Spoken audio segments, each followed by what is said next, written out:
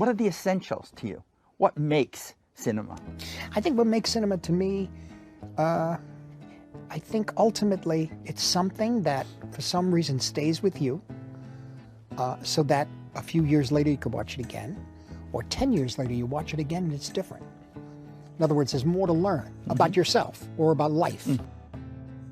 Martin Mark Antonio Luciano Scorsese atau akrab disapa Marty atau Scorsese lahir 17 November 1942 di region Queens, kota New York, Amerika Serikat. Scorsese lahir dari pasangan Charles Scorsese dan Catherine Scorsese yang berdarah Italia.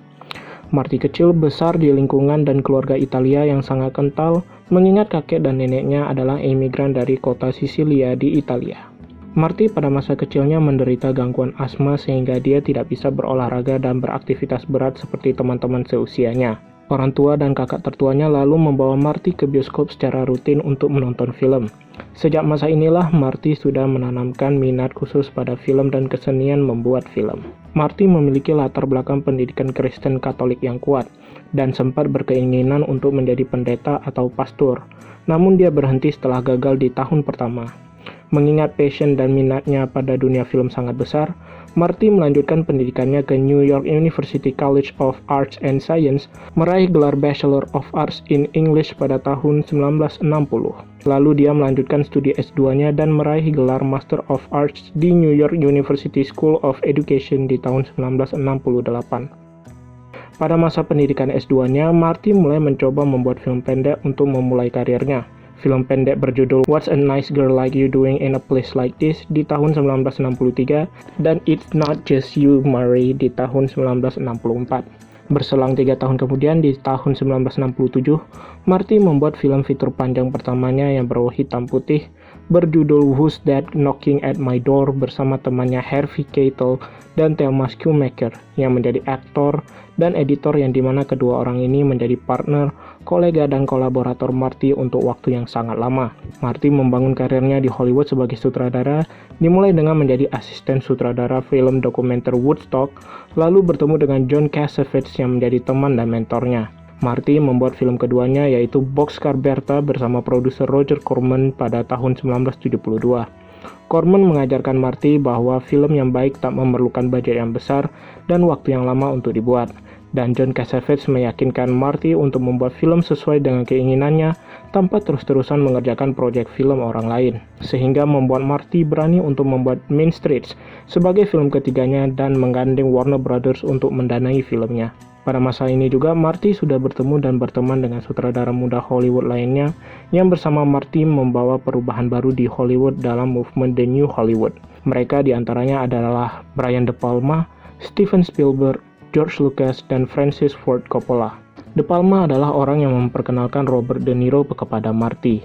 Sebenarnya menurut penuturan Martin Scorsese pada suatu wawancara, dia dan De Niro sudah saling kenal sejak umur mereka 16 tahun, dan mereka sempat tak memiliki hubungan dan kontak untuk waktu yang lama, hingga De Palma mempertemukan mereka kembali. Film Mean Streets menjadi film pertama kolaborasi Scorsese dan De Niro, serta film ini menjadi terobosan yang kuat dari mereka. Gaya penyutradaraan, visual, dan cerita dari Mean Streets menjadi ciri khas dan signatur bagi film-film Scorsese ke depannya. Di tahun 1974, aktris Ellen Burstyn mengajak Scorsese untuk menyutradarai film yang menjadi angsuran keempat Scorsese, yaitu Alice Doesn't Live Here Anymore. Tak butuh waktu lama bagi Scorsese untuk melanjutkan dan memperpanjang filmografinya. 1976, Martin Scorsese membuat sebuah film yang dianggap sebagai film terbaik yang pernah dibuat sepanjang karir penyutradaraannya. Taxi Driver dibintangi teman baiknya Robert De Niro sebagai peran utama dan Harvey Keitel. Film ini meraih penghargaan tinggi seperti Palme d'Or atau Palem Emas dari Festival Film Cannes dan masuk dalam 4 nominasi Academy Awards. Film ini juga menuai kontroversi karena visual kekerasan dan pemilihan casting Jodie Foster yang saat itu masih di bawah umur dipilih untuk memerankan seorang pekerja seks. Ada sebuah cerita legenda yang diceritakan Quentin Tarantino yang kemudian juga diceritakan kembali oleh Steven Spielberg dan Martin Scorsese sendiri mengenai film Taxi Driver. Ketika Marty sudah menyelesaikan produksi Taxi Driver dan sudah mengeditnya, MPAA atau MPAA, lembaga perhimpunan dari studio besar Amerika Serikat yang merepresentasikan Columbia Pictures, studio di mana Taxi Driver didevelop, memberikan rating X untuk Taxi Driver karena adegan klimaks film yang dianggap sangat intens, disturbing, gory, dan tumpahan serta bercak darahnya yang sangat kentara. Seorang eksekutif Columbia meminta Scorsese untuk memotong adegan itu atau segala macam hal untuk memastikan Taxi Driver mendapatkan rating R dari MPAA. Scorsese tidak senang, marah, dan depresi karena dia diminta untuk memotong adegan tersebut, yang dimana menurut Scorsese adegan klimaks itu sangat penting untuk filmnya. Dia mabuk pada malam hari dan meminum alkohol, serta menyiapkan pistol yang sudah berisi peluru ditaruh di pangkuannya. Di kepalanya saat itu dia ingin menembak membunuh eksekutif di Columbia yang sudah menyuruhnya memotong adegan itu di pagi hari. Rekan-rekannya terkejut dengan keadaan Scorsese, langsung datang mengunjunginya termasuk Steven Spielberg, mencoba untuk menasihati dan mencegah Scorsese untuk melakukan itu. Pada akhirnya ketika menjelang subuh dan matahari hampir terbit, Scorsese sadar bahwa niat jahatnya itu akan sangat mungkin terjadi. Dia mencoba bertanya pada dirinya sendiri mengenai solusi masalahnya sekali lagi. Spielberg bersama Scorsese dan editornya Marshall Lucas akhirnya mencoba menurunkan saturasi warna pada adegan itu, sehingga warna darah yang sangat kentara merah menjadi lebih merah gelap. Dan karena hal ini pula, Taxi Driver akhirnya mendapatkan rating R, restricted, serta tak ada satupun adegan yang dipotong hingga hari ini. Setelah melewati kesuksesan Taxi Driver, Marty mengalami penurunan karir untuk sementara waktu. Follow-up filmografinya New York, tidak mampu meraih kesuksesan seperti Taxi Driver dan menjadi kegagalan box office serta dengan tidak meraih profit. Dan pada masa ini juga, karena mengalami depresi berat, Scorsese terjerumus dalam adiksi obat-obatan keras seperti kokain. Robert De Niro hingga harus datang menjenguknya di rumah sakit ketika kondisi kesehatannya memburuk. De Niro memberi nasihat dan mengajaknya untuk kembali membuat film bersama. Film yang dimaksud ialah Raging Bull yang dirilis pada 1980. Scorsese setuju dan bekerja sama lagi dengan De Niro untuk film baru itu, dan hasilnya film ini meraih kesuksesan besar serta tanggapan kritis, dan box office serta membawa De Niro berhasil mendapatkan penghargaan Best Actor di Oscar. King of Comedy dirilis pada tahun 1982, dan Marty tetap menggandeng De Niro untuk membintangi filmnya itu. Fakta menarik, Todd Phillips membuat film Joker 2019 dengan mengambil inspirasi dan referensi dari film Marty Scorsese, yaitu Taxi Driver dan King of Comedy. Bahkan pada satu titik saat masa development film Joker, Martin Scorsese sempat hampir menjadi sutradara dan mengajak Leonardo DiCaprio sebagai pemeran utama. Dalam rentang waktu 1985 hingga 1990, Scorsese terus rajin membuat film dan melahirkan 4 film untuk memperpanjang filmografinya. After Hours, The Color of Money, Last Temptation of Christ, dan Goodfellas. The Color of Money membawa Marty ke jalur film mainstream filmmaking dan membawa dia mampu mewujudkan untuk membuat film impiannya yaitu The Last Temptation of Christ, yang dimana sudah sejak lama ingin dibuat dan terus tertunda hingga Universal Pictures setuju untuk membackup proyek ini dan meraih kesepakatan dengan Scorsese untuk membuat film lagi bersama ke depannya. Meski menuai kontroversi, film ini meraih tanggapan kritis dan pendapatan box office yang baik. Goodfellas pada tahun 1990 juga dianggap sebagai film terbaik Scorsese dan berhasil membawa Joe Pesci meraih penghargaan Best Supporting Actor Oscar. Cape Fear, The Age of Innocence, Casino, Kundun, dan Bringing of the Dead berhasil memperpanjang daftar filmografi Scorsese, yang dimana Casino menjadi film terakhir Scorsese dan De Niro bekerja sama setelah nanti di 2019 mereka kembali bekerja sama di film The Irishman. Pada 2002, The Gangs of New York dirilis dan menjadi film pertama Marty bekerja sama dengan Leonardo DiCaprio. Setelah Gangs of New York, Marty secara konsisten dan ekstensif turut menjadi produser film, membantu beberapa filmmaker muda yang sedang mengembangkan karir. Dan pada masa ini juga dia mendirikan rumah produksinya sendiri, yaitu Sikelia Production. Semenjak Gangs of New York juga, Marty mulai terus menjalin kerjasama dengan Leonardo DiCaprio di film-film dia berikutnya, seperti The Aviator di tahun 2004, The Departed tahun 2006, Shutter Island di 2010, dan Wolf of the Wall Street di tahun 2013. The Departed menjadi film yang sangat sukses secara tanggapan kritis dan box office. The Departed juga sukses besar dalam perhelatan Academy Awards di edisi ke-79 di tahun 2007. Martin Scorsese akhirnya berhasil membawa pulang penghargaan sutradara terbaik Oscar pertama kalinya setelah sudah beberapa kali masuk dalam dominasi tersebut di tahun-tahun sebelumnya, dan tak pernah menang sama sekali. Dan The Departed sendiri berhasil meraih penghargaan film terbaik di malam yang sama. Sebelum membuat Wolf of the Wall Street, Marty sempat menyutradarai film 3D pertamanya berjudul Hugo, yang tidak begitu sukses di box office namun menerima pujian baik dari kritikus. 2016, Marty merilis film Silence, bergenre drama rohani diadaptasi dari novel milik Shusaku Endo yang sudah semenjak Shutter Island dirilis dia ingin buat. 2017, Marty bekerja sama dengan Netflix membuat dan merilis film The Irishman sebagai perpanjangan filmografinya.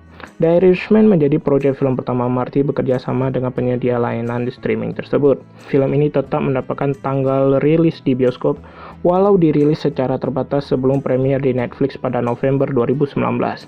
Film ini mendapatkan pujian dari banyak kritikus. Banyak dari pujian itu dialamatkan kepada Scorsese yang masih terus konsisten dengan pengarahan produksinya dan masih mampu menghandle proyek dengan budget besar walau di umurnya yang sudah tidak muda lagi. Pada masa ini juga, Scorsese menjadi perbincangan hangat di seluruh Hollywood berkat komentarnya mengenai film-film MCU dan superhero yang dianggap sebagai film bertema taman bermain atau theme park rides film.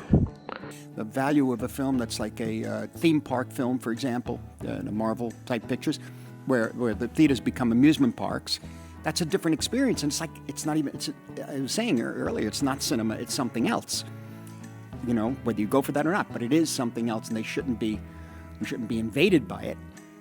And so that's a big issue. That's a big issue.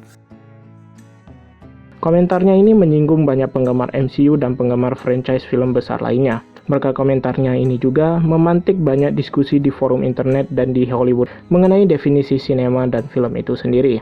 Topik menarik ini akan kita simpan untuk video selanjutnya.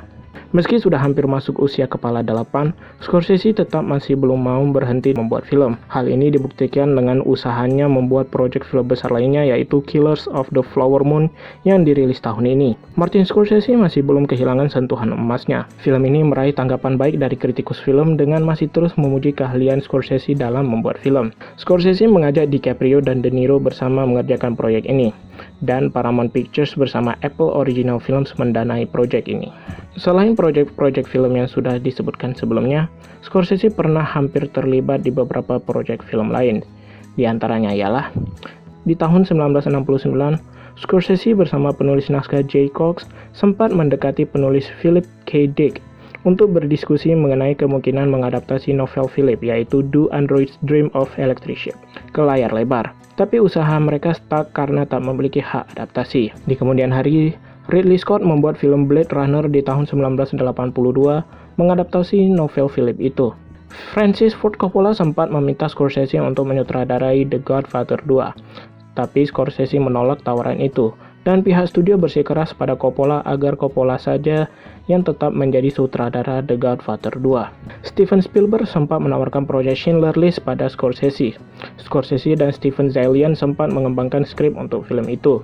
Tapi Scorsese berpikir bahwa hanya Spielberg yang bisa melakukan atau membuat film ini, sehingga Scorsese kembali menyerahkan proyek ini kepada Spielberg. 2017 dikabarkan Scorsese akan membuat film biografi Theodore Roosevelt, mantan Presiden Amerika Serikat bersama Paramount Pictures dan Leonardo DiCaprio sebagai pemeran utama.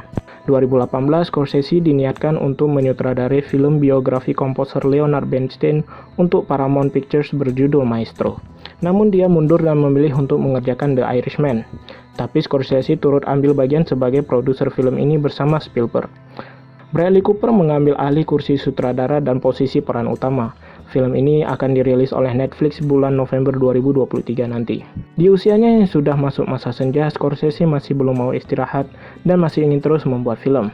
Dia dikejar oleh waktu yang mungkin tak banyak lagi dan ingin mengisi waktu tersisanya dengan terus bekerja dan membuat film. Dalam sebuah pernyataan, dia berkata, "Saya sudah tua, saya sudah banyak membaca, saya sudah melihat banyak hal. Saya masih ingin terus bercerita dan membuat film, tapi tak banyak waktu yang tersisa." Dia mengingat kisah ketika Akira Kurosawa menerima penghargaan kehormatan dari Oscar di tahun 1990. Dalam pidatonya, Akira Kurosawa mengaku bahwa dia sendiri pada saat itu belum begitu mengerti dan mengetahui tentang apa arti dan esensi dari sinema, padahal dia sudah berumur 83 tahun saat itu. Dia akan terus mencari arti dan esensi itu. Sekarang saya mengerti apa yang dimaksud Kurosawa saat itu, kata Scorsese. Dalam rangka mengejar dan mengisi waktunya yang tersisa, Martin Scorsese sudah menyiapkan beberapa proyek untuk dia ke depannya. 2021, Justin Kroll dari Deadline Hollywood melaporkan Marty akan membuat film fitur biografi band Grateful Dead dibintangi Jonah Hill yang akan berperan sebagai Jerry Garcia untuk Apple Studio. Skrip masih dalam tahap penulisan. Juli 2022, Matt Groeber dari Deadline Hollywood juga melaporkan bahwa Marty Scorsese akan membuat film adaptasi dari buku David Grant berjudul The Wager, A Tale of Shipwreck, Mutiny and Murder untuk Apple Studios dan mengajak Leonardo DiCaprio. Variety pada Mei 2023 mengabarkan bahwa Marty Scorsese punya keinginan untuk membuat film tentang Yesus Kristus setelah bertemu Paus Francis setelah perhelatan Cannes Film Festival. Sekarang kita tinggal menunggu.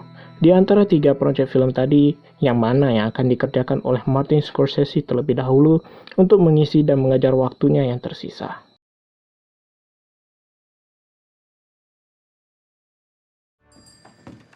It's been an hour. It's under S.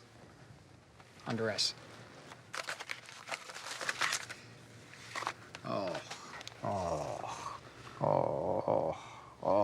How could I have done this?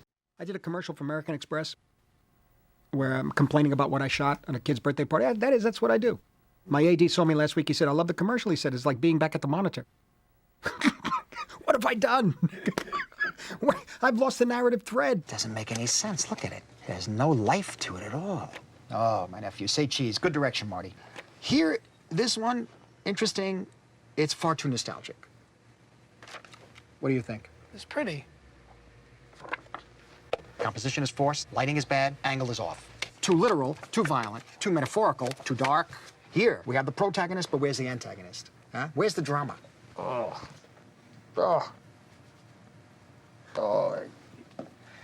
Unavoidable. Gotta reshoot. Yeah, Timmy, that's your Uncle Marty. How'd you like to turn 5 again? I mean, it was very easy to do because basically you gotta. Otherwise, it's just there. Oh God, you take myself too. The word is seriously, I guess. But you know what? The damn thing is, you got to be serious about making a picture.